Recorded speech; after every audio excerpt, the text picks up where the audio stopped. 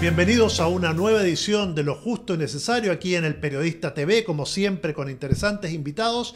Y hoy tenemos a uno de ellos, a un hombre que sabe de defensa, es abogado, ha ejercido de defensa personal. De defensa personal tendrías que saber, con todos los enemigos que te has echado en tu carrera. Santiago Escobar, bienvenido a Lo Justo y Necesario. Muchas gracias, Pancho, por la invitación.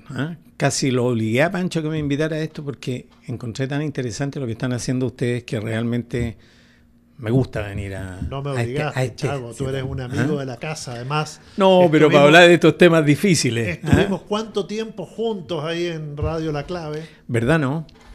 Para los que nos están viendo, Santiago Escobar además trabaja y ha trabajado durante largos 19 años y lo pueden ver siempre en el diario electrónico El Mostrador, donde sus filosas columnas hacen temblar al poder y muchas veces a derretirse. Ya, pues no me obliga a decir como dicen los mexicanos, no mames, güey. No.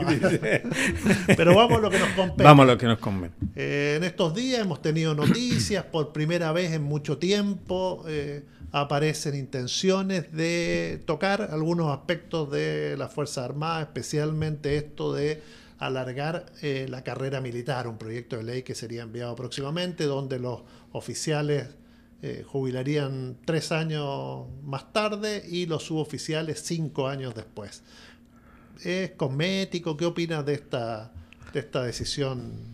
Bueno, mira, todo lo que ayuda a economizar plata funciona, pero en este caso están trabajando sobre los efectos. Esto es como vender el sillón de Donoto. Porque el tema es que lo que dura la carrera militar tiene que ver fundamentalmente con la visión que se tiene para qué son las Fuerzas Armadas, cuáles son las misiones que tienen, cómo se tienen que desplegar en el país y cuánto duran esas misiones o cuánto es el tiempo que hay que dedicarle como un recurso más de los que hay que ponerle a la defensa nacional. Pero Santiago, eso no lo tenemos claro. ¿Para qué queremos el ejército? Yo diría, ¿cuál es el trabajo, el desafío que tiene? Yo diría que vamos atrasados en ese campo. Yo quiero decir lo siguiente. Alguna vez un almirante me dijo, mire Escobar, usted dice cosas muy filosas, entonces yo le recomiendo que aclare lo siguiente, que usted no está hablando contra las Fuerzas Armadas, sino a favor de ellas, pero desde un punto de vista racional. Entonces diga siempre que las Fuerzas Armadas son un componente esencial y permanente del poder nacional, con lo cual usted está de acuerdo. Y estoy de acuerdo. Dicho lo cual, puede hacer todas las críticas que quiera. Y yo creo que de verdad no tenemos claro, no tenemos un diseño de fuerza moderno, eficiente. Somos un país lento en funcionar. Está demostrado en los desastres naturales. Las Fuerzas Armadas no están hechas para combatir desastres naturales o para socorrer en desastres naturales. Son una ayuda.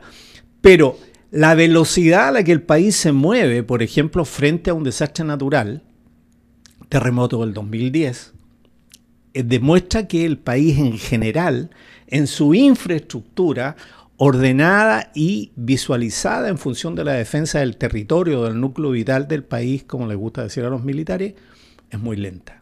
Quiere decir que tiene 3 fuerzas, no se coordinan, no hay interoperabilidad. Ahí tenemos la historia del famoso helicóptero que nunca le llegó a la presidenta para que fuera a mirar, ¿no es cierto? Todo el mundo llegaba, los pilotos de los helicópteros no llegaban a Pudahuel. O sea, eso que tiene que ver con una cosa que se llama enlistamiento, demuestra que el engranaje, el aparato, es un poco del siglo XIX. Y eso se ejemplifica con el terremoto del 2010, pero después de eso, ¿hemos tenido episodios que nos muestren de esa lentitud? Yo creo que en general estamos siempre teniendo episodios, pero el problema con las Fuerzas Armadas, y eso vale sobre todo para la adquisición de sistemas de armamento, que se está discutiendo hoy día sobre el financiamiento de las Fuerzas Armadas y la derogación de la ley del cobre, tiene que ver fundamentalmente con que el uso de esos implementos nunca ocurre, porque no tenemos guerra.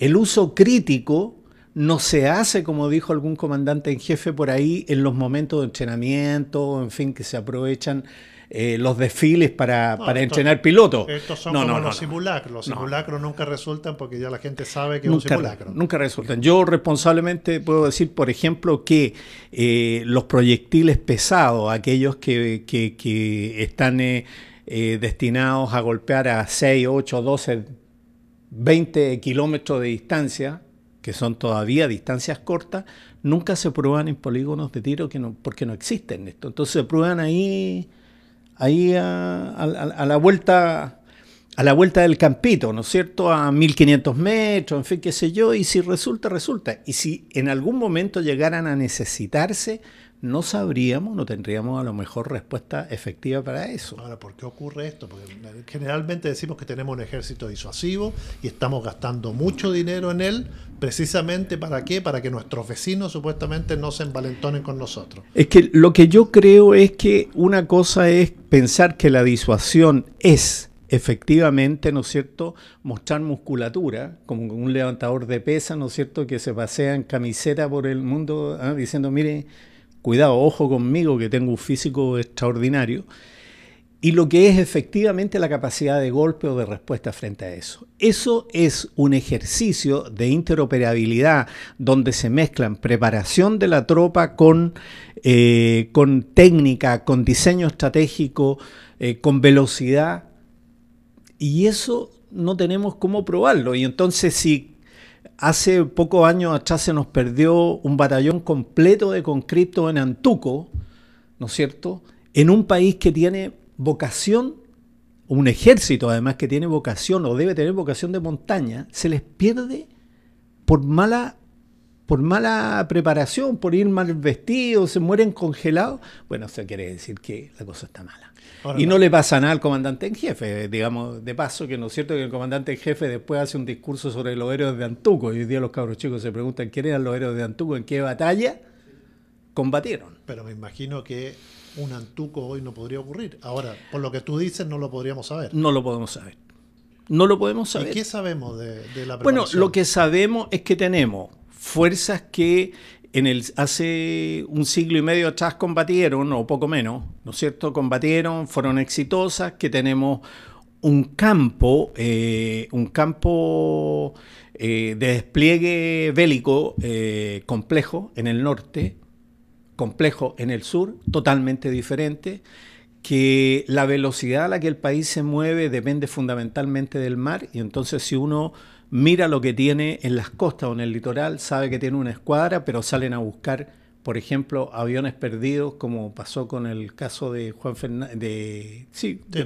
Fernández, cuando murió Felipe Camiroaga, salen a buscar con una fragata un accidente de esa naturaleza. Es decir, no tenemos fuerza del litoral complejo. Yo diría que no tenemos una fuerza clara que nos permita desplegarnos en el norte. O sea, tenemos fuerza estacionaria, pero no tenemos claro los objetivos. O sea, nosotros tenemos, por ejemplo, objetivos o intereses económicos, mineros, por ejemplo, muy fuertes en la frontera, y no tendríamos cómo defenderlo, en mi opinión. Inés de Coyahuasi, por ejemplo. Yo no sé qué es lo que piensan en esa zona. Entonces, lo que digo es lo siguiente. Una de las tareas fundamentales no es solamente controlar la plata. Hay que controlar la plata, o sea, hay que ver en qué se gasta, cómo se gasta, etcétera. Porque coincidimos que hay un descontrol de la plata. Porque coincidimos que hay un descontrol de la plata y que posiblemente se está gastando mucho y mal. Segundo, tiene que haber un sistema que asegure algunas cosas elementales. Primero, que no hayan automatismo en materia financiera. O sea, fondos de contingencia, todas estas cosas que lo único que hacen es incentivar que algunos frescolines que tienen cosas para vender vengan a inventar necesidades y las vendan, porque están de ocasión. Tercero, que haya coordinación para la interoperabilidad. Y eso significa que el Estado Mayor Conjunto no puede seguir siendo la institución que es ahora, sino que tiene que ser de verdad una institución con capacidad de planificación, en fin, qué sé yo, con capacidad de diseño sobre las fuerzas que tenemos. Y eso obliga a pensar seriamente, ojo con lo que voy a decir, en terminar con la institución de los comandantes en jefe.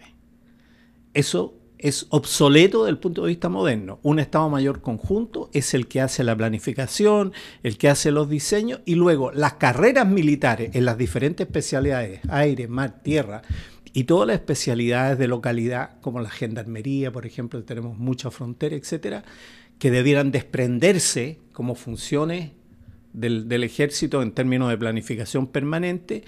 Esas las tiene que hacer un Estado Mayor conjunto donde convergen todas las fuerzas. Santiago, paremos la pelota ahí un minuto y yo te pregunto, ¿cómo hacemos eso cuando hace menos de un mes el presidente de la República no pudo conseguir la renuncia del general director de Carabineros?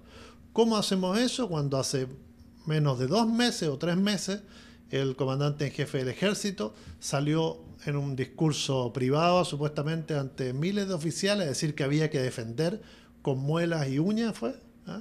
Sí, con dientes y muelas. Con dientes y muelas, el sistema de pensiones. ¿Cómo hacemos eso con un ejército y una fuerza armada en general que no están sujetas al poder civil?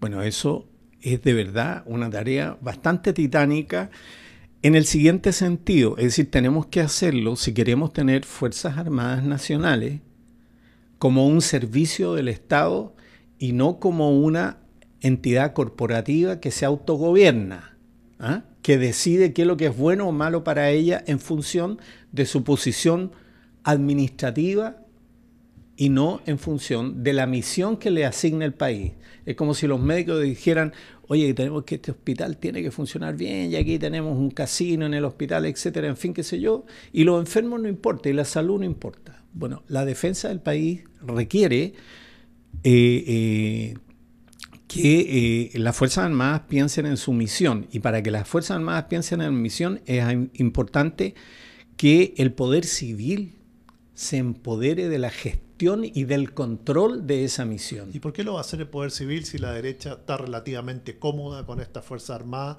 y parece que la izquierda también? Bueno, ahí está la derecha cómoda con las Fuerzas Armadas y el director general de Carabineros, que es un director de seguridad, le dijo que no al presidente. Pero cuando lo pudieron sacar a través de los mecanismos de la misma Constitución, directamente se quedaron tranquilos. Está bien, pero vamos a modificar eso. Pero está bien, pero ¿cuánto se demorará en decirle que no?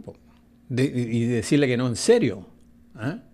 Y mentirle, le están mintiendo, y estamos hablando de las fuerzas de orden y seguridad, no estamos hablando de las Fuerzas Armadas, porque cuando las Fuerzas Armadas dicen que no, hacen un boinazo o hacen un ejercicio de enlace, es decir, distorsionan mecanismos que son de las Fuerzas Armadas para usarlos como un elemento de presión contra el poder civil. Entonces, el sometimiento de las Fuerzas Armadas al poder civil pasa porque el poder civil sea capaz de entender cómo funcionan las Fuerzas Armadas, para qué, cuál es la misión moderna que tienen en una sociedad globalizada, en un mundo globalizado, con intereses nacionales que se despliegan de múltiples formas, con fronteras que son porosas desde el punto de vista de los intereses, no desde el punto de vista de las migraciones. No son las migraciones las que amenazan a los países, son la porosidad que provocan los intereses de grandes empresas transnacionales, por ejemplo, ¿no es cierto?, que tienen jurisdicción propia sobre asuntos que son del interés nacional. En fin, y yo creo que ahí, lamentablemente, todavía estamos con los rezagos del diálogo civil-militar. Los civiles todavía, la gente más progresista que se preocupa de este tema, todavía habla de la dictadura cívico-militar. Esto que parece impropio, parece una tontera, ¿no es cierto?, decir, pero ¿qué tiene de cívico una dictadura? Lo cívico es lo que tiene un atributo sobre la vida civil, democrática, etcétera. No es cívico, es civil, es una dictadura civil-militar. Pero gente que se enreda incluso en el lenguaje, en la categorización, etcétera, no tiene capacidad de ejercer un mando real. Entonces les cuentan cuentos. O sea, no hay ningún militar hoy día que no sepa que les tomaron el pelo al poder civil, como se lo tomaban a Elwin, ¿no es cierto?, Pinochet, cuando hacía revista de tropas, y lo hacían pasarla por fuera, Y el que iba por dentro, el que ejercía el poder era Pinochet y se reían del presidente. Bueno, los actos de la escuela militar fueron eso, po. Se rieron, se han estado riendo del poder civil y del poder político, po. Y el general Hermes Soto, de alguna manera también se estuvo riendo un poco, po, porque sabía que no se podía quedar. Pero dijo, pero échame, po. Ya, ¿pero qué está defendiendo hoy esos integrantes de las Fuerzas Armadas? Porque autonomía corporativa. Porque lo que uno ve y lo que pareciera ser, efectivamente, es que defienden cosas pequeñas.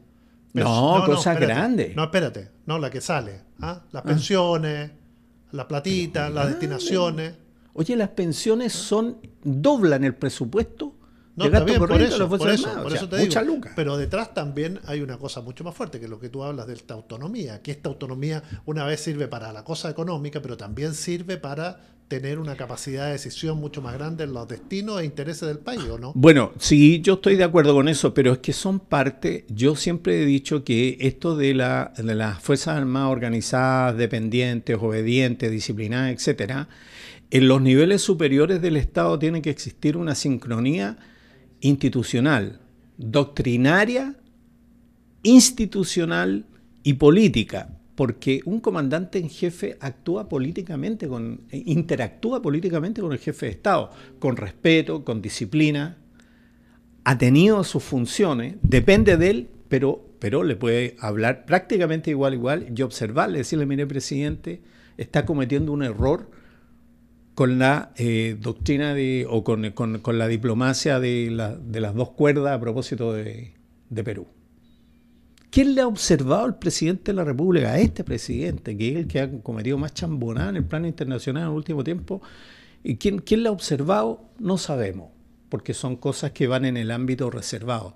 Pero yo diría... ¿Pero corresponde que el comandante en jefe represente una opinión como esa? Pero ¿cómo que no? Por supuesto que corresponde, po. Están para eso, sí. O sea, pero es que los mecanismos de consulta implican eso. O sea, el comandante en jefe tiene en algún momento que decir, presidente, estamos preocupados. Tiene que tener una sala de análisis estratégico donde sea capaz de comunicarle a su superior que estamos complicados. Como cuando uno ve esas salas en Estados Unidos, de las películas, donde todos opinan y todos tienen opinión y se representan. Exacto. Bueno, ¿eso no ocurre en Chile? Aparentemente no ocurre, porque si ocurriera eso y si existiera ese intercambio, no tendríamos todas las chambonadas que tenemos en materia de seguridad, defensa y orden interno. Pero los civiles también podrían hacer lo suyo. Los civiles son los responsables principales de esta cosa, porque son los que tienen que crear los protocolos de relacionamiento del servicio civil de defensa con el servicio civil, con el poder político. ¿Me explico? El ministro de Salud va y se junta con el presidente, ya hay gabinete, se tratan los temas sectoriales, ¿no es cierto? Y le dice, presidente, tenemos que hacer esto, no, que yo quiero hacer esta otra cosa, etc. Discuten. ¿En qué se diferencia la defensa de la salud desde el punto de vista del Estado? En nada. En nada. Solamente en la especialidad de funciones. Pero el ministro de Defensa hace lo mismo que el ministro de Salud. Debiera hacerlo, pues. ¿Espina no lo hace? Yo creo que no, porque no entiende esta cuestión. Pues se anda diciendo que las Fuerzas Armadas recibieron menos plata que el 10%. O sea, no sé, pues yo no creo que eso haya ocurrido. No tengo noción de que eso pudiera ocurrir. Porque si no, entonces, ¿dónde está la plata? Entonces, lo que anda haciendo el ministro de Defensa es llenar de inseguridad a todo el mundo. ¿Hemos tenido algún ministro de Defensa verdaderamente empoderado en su rol, como el que tú planteas? Ninguno. En estos 25 años. Ninguno, porque si no se hubieran estado robando la plata del cobre los militares, malgastándola. Fuentealba diciendo que fue 5 días a Haití y en realidad estar 12 horas y mandarse a cambiar a Miami y viajar con los viáticos en Miami de las platas. Y el comando de apoyo, la fuerza haciendo cualquier cosa con las platas de la ley reservada del cobre. Y tú que eres un estudioso del tema, ¿ha servido también como una suerte de caja pagadora todos estos negocios o compras de armamento en las Fuerzas Armadas para los civiles? A ver, yo creo que la falta de transparencia de los proveedores en sistemas de armamento es muy grande. Yo de verdad creo que ahí tenemos un problema serio, grave, porque no es un problema solamente que se pierda la plata, sino que tenemos un problema de seguridad nacional cuando los sistemas son lo suficientemente porosos para permitir que cualquiera entre por cualquier vía, ¿no es cierto?, penetre el sistema. Y desde ese punto de vista yo creo que una de las cosas que esta ley no tiene y que debiera tener es transparentar todo el sistema de compra.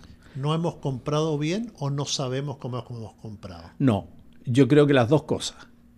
Algunas cosas que hemos comprado las necesitábamos, pero no las hemos comprado bien porque ha habido mucha nebulosa, mucha camanchaga, mucha neblina en torno a la transparencia de los proponentes y, en fin, y de las decisiones finales, y en otras cosas no hemos comprado bien. Por ejemplo, yo creo que una compra que iba a ser fatal, la pongo como ejemplo positivo de que finalmente no se hizo, fue el de construir las fragatas en Chile. De hacer, porque es una verdadera locura, iba a ser un gasto inútil. Pero compras, por ejemplo, truchas, ¿no es cierto?, el cohete Rayo del señor Pinochet. El ejército no se lo compró, pero se lo financió el Estado de Chile. Se gastaron millones. Cuando lo agarraron preso en Londres, estaba cobrando la tangente de Royal Ordnance por el famoso cohete Rayo, que era como los órganos de Stalin, pero un poquito más malo. Y los gobiernos de la Concertación iban a celebrar y los ministros y subsecretarios se vestían de verde, en fin, qué sé yo, y iban a las demostraciones del cohete Rayo. ¿Qué tal? En el norte. Y entonces ahí eso era malo. Era malo haber hecho la fragata, como era tan malo, pero muy malo, lo que trató de hacer Carabineros de comprar un avión jet para hacer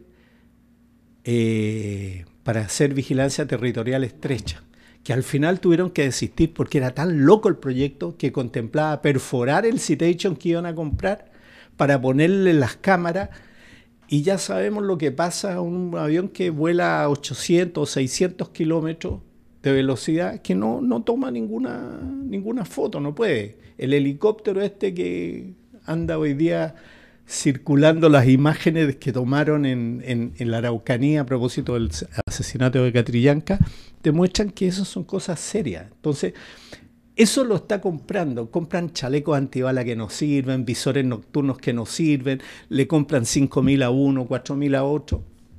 Mira, yo estoy seguro que se chorean la plata hasta en la compra de los calcetines. Y soldados sin calcetines no sirve para ninguna guerra. Uno de infantería por lo menos.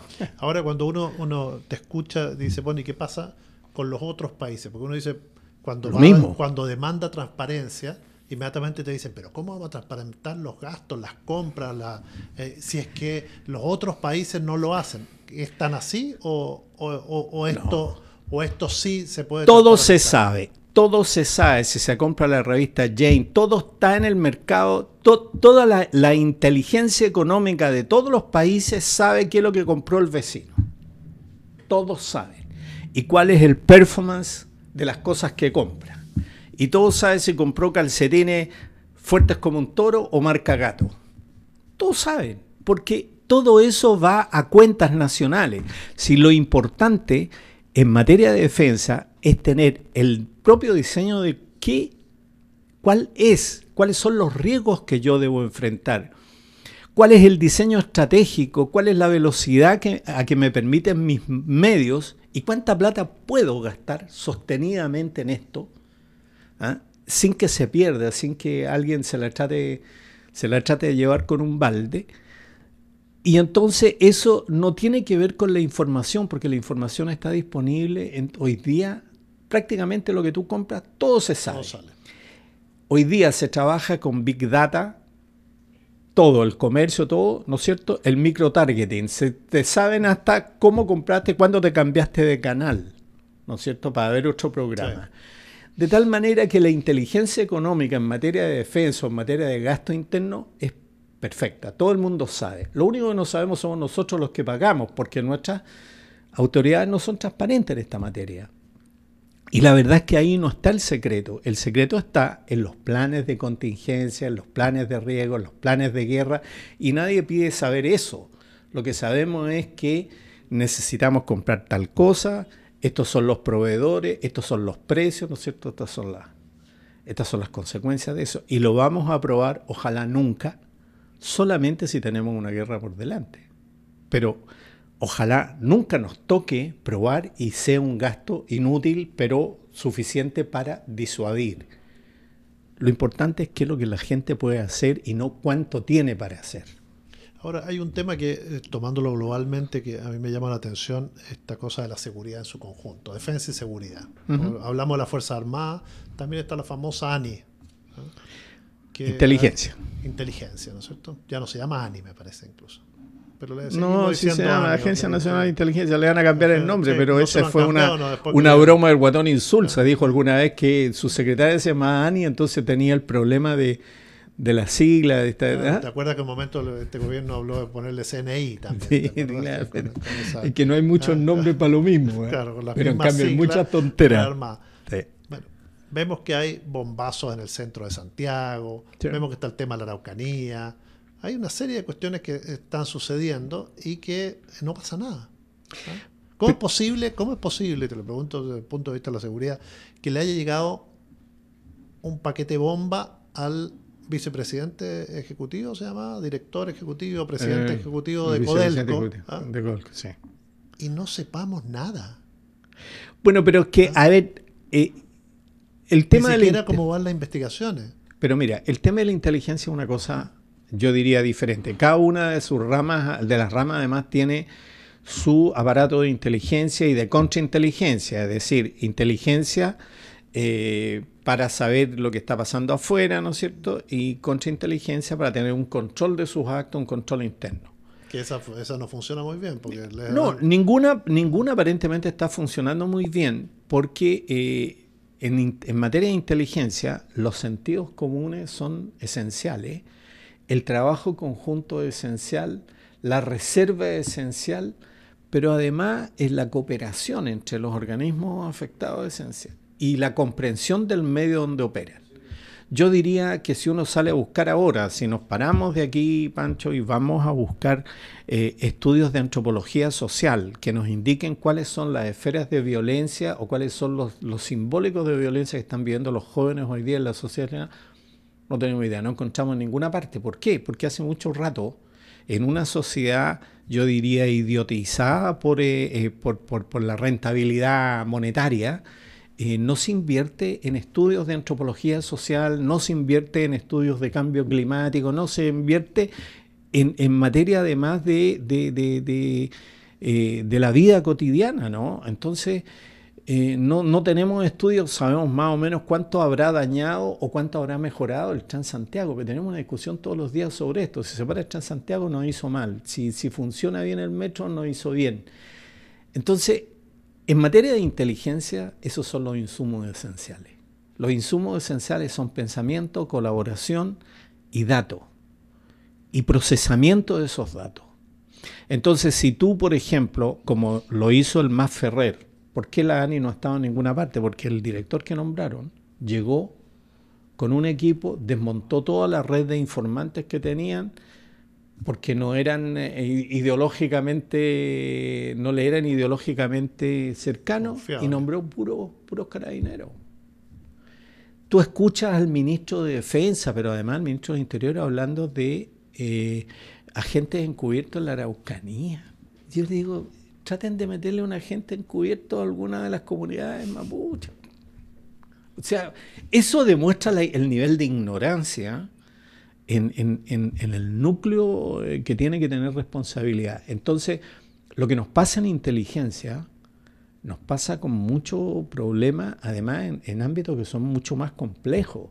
O sea, en un momento que teníamos un problema diplomático serio con Perú, que nos demandó toda la cuestión, nuestro presidente era socio de una empresa que se iba a ver beneficiada o perjudicada con el fallo de La Haya. Exalmar. Nunca quedó claro. Todavía no sabemos si sigue siendo socio de Exalmar. Y no hemos terminado el problema del triángulo terrestre que nos quedó de la famosa sentencia y del arrinconamiento. Pero tú te das cuenta, ¿no? O sea, el sentido común y la visión con la cual opera el sistema no es precisamente el que genere soluciones. Y entonces la ANI no está. No creo que nadie le haga caso a la ANI de los servicios de inteligencia de las otras tres ramas. Entonces la ANI, que debería hacer la coordinación estratégica de la inteligencia para el insumo del presidente, sirve para nada. Está pensando en un nuevo plan nacional de inteligencia. Como dicen los argentinos, andá. Andá. Santiago, cambiando el tema, brutalmente. Tú eres un hombre de la industria de medios. ¿Cuál es el análisis que haces de lo que está pasando hoy? Que vemos que medios tradicionales empiezan a despedir gente, a cerrar, la crisis en la televisión, tú estás en un periódico electrónico. ¿Cómo ves lo que está ocurriendo en este mundo? Bueno, lo que yo creo es que la función de información se está perdiendo. Y ese es lo principal. ¿Por qué? No solamente porque desaparecen medios, sino porque se producen paralelamente dos fenómenos que son sumamente preocupantes. Uno, la concentración económica. La concentración económica te produce que pocas manos resuelvan sobre desde el robo del agua en el norte hasta cualquier cosa que pase y puedan incidir sobre si circula o no esa información. Punto uno. Punto dos, el que de alguna manera, ¿no es cierto?, las políticas de comunicación que son absolutamente necesarias para las políticas públicas y que maneja el Estado, que es el único que puede introducir equidad en el manejo de los sistemas informativos dentro de un país, le pasa todo al núcleo concentrado, lo que ocurre en Chile, o sea, todo para Copesa, todo para el Mercurio, punto, ¿no? Y entonces, plata de nosotros que sale para difusión, para comunicación del gobierno, etcétera, en el presupuesto de la nación, va todo a parar en la torta, va a parar exactamente a los medios concentrados. Entonces, ¿qué es lo que ocurre? Que la función de comunicación, tal como la habíamos pensado, y de información y comunicación, como la habíamos pensado en un funcionamiento de la democracia, está desapareciendo, y lo que está apareciendo son fragmentos, son chispazos de una cosa que puede madurar en red, pero que va a necesitar tiempo, cooperación, una cultura de comunicación diferente y de cooperación diferente, que sea de competencia y cooperación al mismo tiempo y compromiso, aprovechando las nuevas tecnologías. Yo creo que aprovechando las nuevas tecnologías, como este canal, por ejemplo, como las cosas que se pueden hacer en los medios digitales, como los blogs, los muros de información que permiten ser fuente, eso hay que impulsarlo, hay que fomentarlo. Pero fíjate, ya se está pensando ponerle tarifa a eso, ¿no? La mejor política de comunicación que pudiera hacer el Estado hoy día sería iluminar todo el país, para que florecieran mil flores en materia de comunicación digital, en fin, que los diarios murales se transformaran en comunicaciones digitales, que hubiera efectivamente una transformación, pero no está ocurriendo. Estamos en manos de empresas que todavía nos cobran lo que no nos dan. Santiago Escobar, muchas gracias por haber venido acá hasta lo justo y necesario. Muchas gracias, Pancho. Realmente me siento cómodo conversando contigo siempre. Gracias, muy amable. Y a ustedes los invitamos como siempre a suscribirse a nuestro canal, a seguirnos en las redes sociales. Acuérdense, estamos en Twitter, @elperiodista. Estamos en la página web, el portal de noticias www.elperiodista.cl. Tenemos la editorial El Periodista, que próximamente en febrero vamos a tener una muy buena novela y la lanzaremos ahí, les avisaremos oportunamente, de Cristóbal Aguiló, se llama Deriva, una linda novela que publica editorial, porque somos multiplataforma EP y queremos estar en todas. Muchas gracias, Santiago, y a ustedes también muchas gracias por acompañarnos y seguirnos en estas transmisiones. Nos vemos.